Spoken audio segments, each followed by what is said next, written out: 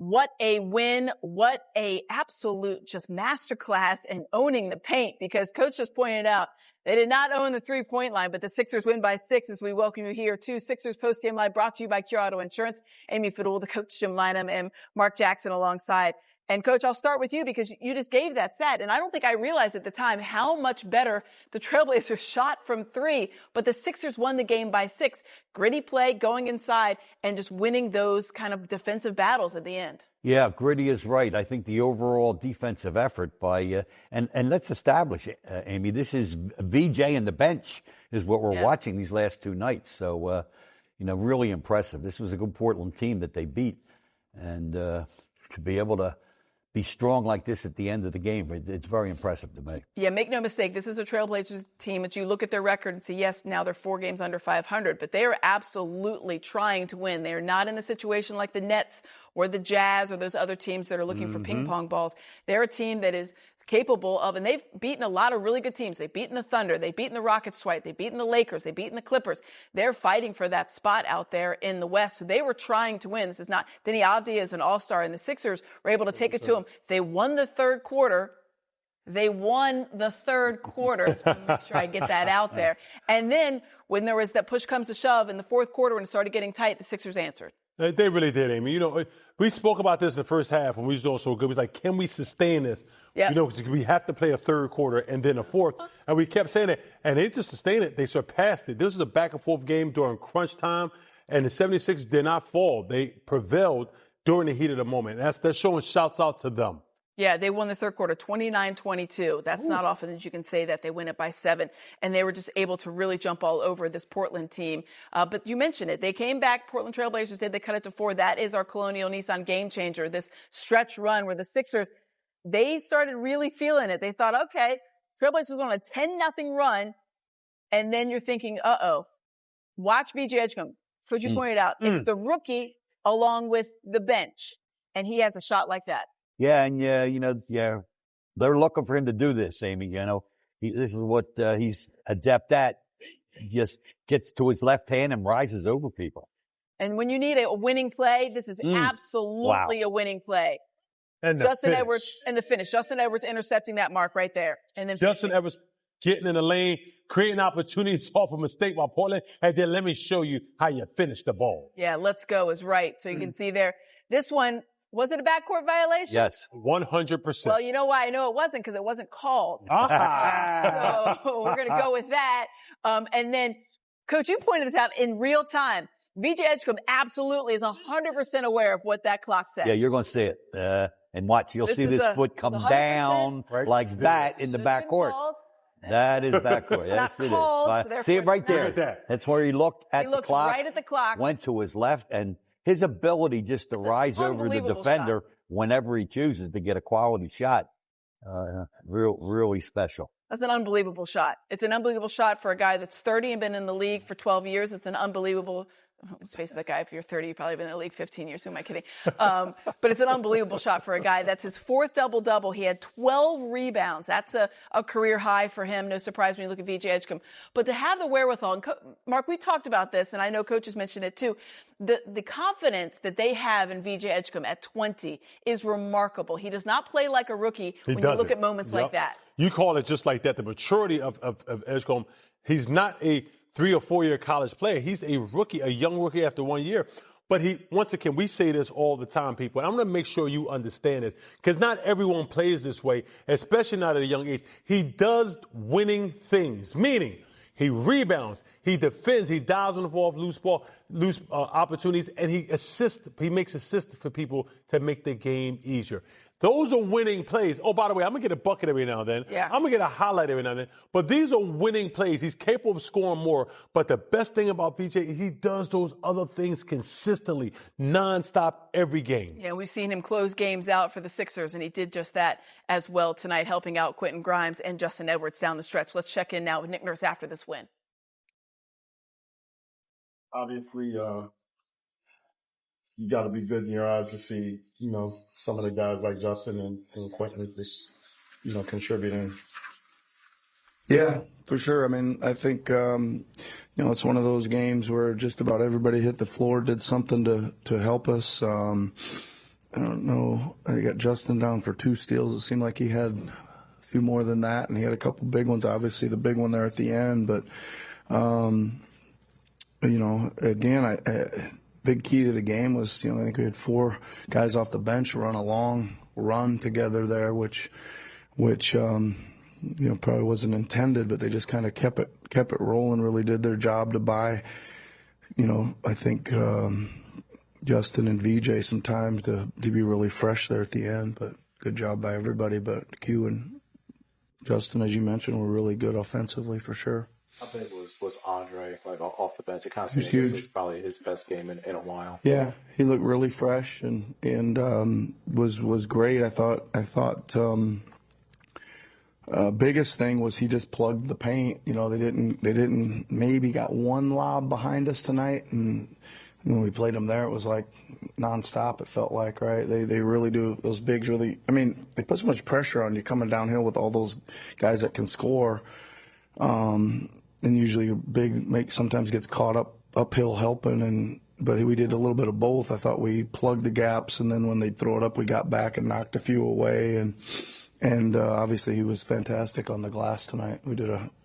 I know we gave up some offensive rebounds, but the rebounding numbers in general, we win that, which is largely due to Drum. Nick, you guys lost the point line by 30 points tonight, but you won the paint by 24.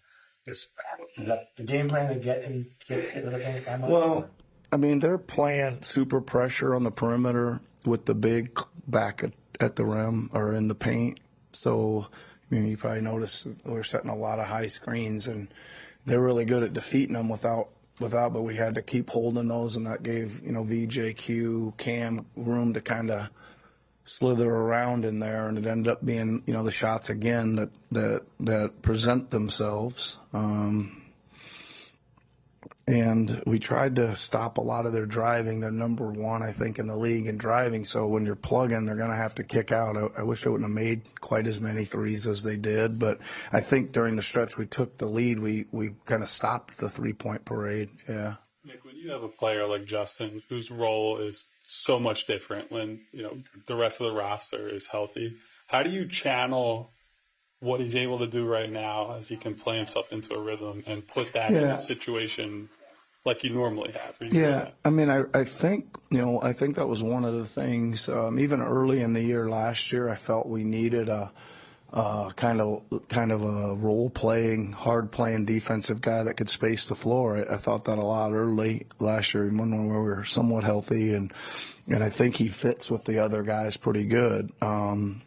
And it's good that he gets some confidence out there. And again, I think even when he plays, when the other guys are back, the ball seems to find him, and he's not afraid to shoot him. So I just like that he seems to be a little bit more solid defensively now. And I think that's him finding the rhythm of the game and being out there in longer stretches. So, I mean, hopefully he can do that in short stints. But, I mean, he's not alone there. I mean, everybody's got a kind of different role when those guys are back, right?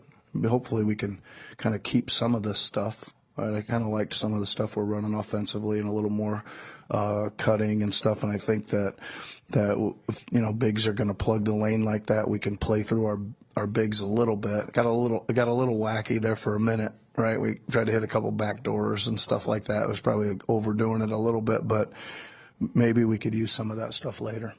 As he grows, Justin, what are the areas that you need to see him grow more, or where he will grow more to, take that next step in the league? Yeah, so, I mean, my goal for him would be to be a really good defender, a guy you can really count on defensively. I think he works at it. I just still think he's a little young to be great at it yet, because he got to go through guarding a whole bunch of different guys and a whole bunch of different scenarios and stuff. And then I want him to be a super high percentage 3-point shooter. Again, you guys hear me talk about his mechanics are fantastic. His work ethic is fantastic. And it should just be a matter of time before he's that guy. Yeah. What has allowed Quentin to get going recently? Do you think it's maybe just the opportunity? Yeah, I mean, I think again, he knows we need offensive production, right? I mean, obviously we do run a lot more things for him, but also, turn him loose a little bit more and just tell him, you either got to pull the three or you got to drive it, whatever you can do much more often. But again, that's, see some of those finishes he made driving tonight. Like, he can do that. He ought to be driving the ball 10 times a game, whoever's out there. You know what I mean? Just he vaults up there and can move it around, whatever's coming at him, and finish most of them. Yeah. BJ faced like Tumani and Drew, two of the best ball pressures in the league. He had that shot at the end of the game. I mean, what do you think was the lesson that he takes from a game like this? You're inspiring to Well, that shot, I mean, it was a tough one, and it was obviously a huge one, but he is able to kind of get to places, and he's got the combination of, good, he gets some space. He kind of gets up in the air and gets back, so he can get him, can get him off. So, I mean, he's kind of been doing stuff like that all year. I mean, I know that was probably one of his better shots, but that kid can take it to a spot and vault up and get a shot off, which is invaluable in this league, especially in tough games. For the most part, you pretty much helped Javi in check. I guess what kind of led to the success against him tonight? Yeah, our guys did a good job, I thought, of just really working on him. I mean, he's so fast. Like, he's like end to end. I don't know. There's got to be right up there in the league when he gets it 70 feet away and it's at the rim, and he's so fast, and most of it's going to the right. So we were trying to do a pretty good job of shading him and trying to cut him off there. We did some stuff tonight we don't normally do. We shot the gap a little bit more and tried to meet him on the other side of screens, and we were going to kind of see if we could live with some of his step back, pull behind the screen threes until maybe that wasn't right, but it seemed to be a good deal. And I just thought our bigs were very good at being able to get out and show a little presence and then get back and not give up too much behind them. Yeah. Good win. I do want to point out an important note. You heard Kate Scott say it, but I think it bears repeating. The Sixers, of the 14 games they've played that are back-to-back, they're 11-3 on the second half of that back-to-back. That is no small feat. That means home, away, whatever. That second game, they're 11-3. And that's one of the reasons they are trying and holding on to their spot right now. We'll update you on those standings. We're going to go inside the locker room, hopefully hear from more players on this as they get ready to head out west. But look at Justin Edwards. I heard a lot of high praise from him. Andre Drummond getting a shout out as well. And VJ Edgecombe and Quentin Grimes. Plenty to talk about as we going to, there it is. Play that song. Needed it. 2 in a row right now. We've got the Clap Your Hands. We're going to be coming right back here on Sixers Postgame Live, brought to you by Cure Auto Insurance. That one is 9:30. We will have that for you here. Well, and then we have the Kings and then the Jazz. The Kings and the Jazz not interested in winning, but you cannot take them lightly because sometimes, you just never really know. But let's check in now with Quentin Grimes after his 31 points tonight in the win over the Blazers. Quentin, how big was Andre for you guys tonight off the bench? No, for sure. We definitely missed his presence a little bit the last couple of games that he was out, and you can see how much impact game rebounding-wise for us, and just defensively he made some timely shots as well. So just definitely he was big today for us. You see VJ just making all the tough shots he was able to make over Portland's defenders. What are your thoughts going through your mind? You've seen a rookie doing the things he's been able to do. Yeah, he's been tremendous all year. He's been shots all year for us. Justin hit tough shots for us today. So just seeing you guys and knowing that we kind of short-handed right now, step up and make big time shots is huge for us right now for sure. Yesterday, go ahead. No, yesterday, Justin talked about how he likes the mid-range game and say, I don't know why nobody likes that. Kind of talking about that. Is it different playing with someone like that thrives in that type of game when it's mostly a 3-and-layup league? Not for real. If you kind of make the game easy, simplify the game. He gets to his spots pretty easily out there on the court. So when he shoots a mid-range, it's never really not a bad shot for him. So we encourage him to be aggressive. If he likes a shot, gets it all the way to the rim, 3-ball. If he wants the midi, just be aggressive. I think an aggressive Justin is great for us for sure. You guys got to the paint and outscored them 63-6. I guess on night where they have Rob Williams and they have Donovan thing, how do you get to that number? Usually good things happen when you hit the paint, So they were in drop coverage for the majority of the game. I hit the paint, BJ hit the paint, whether that's getting all the way to the basket or kicking it out to make it spray. Kind of good things happen when we get in the paint. I feel like you said, Justin, we get to the midi, I'll get to the midi a little bit. BJ's well, and just try to use my athleticism and finish over those kind of tall guys over there. That was a season. I talked about the points in the paint, and he liked that and said, listen, that was the coverage they were giving them. And I thought that was a really big thing because that's how they were able to exploit it, Mark. You have to take what they give you. And if they're going to play drop coverage and you got guys that can hit the mid-range, then why not attack it? Yep. And the Six did that night from the beginning to the end. And that's why they won this one. It was a big win. It was a good win. Now they hit the road as they've won 2 in a row, and they're 11-3 on the second half of a back-to-back. For Mark Jackson and Coach Lynham, I'm Amy Fadul. Thanks so much for joining us here on Sixers Postgame Live, brought to you by Curado Insurance. We'll see you on Tuesday.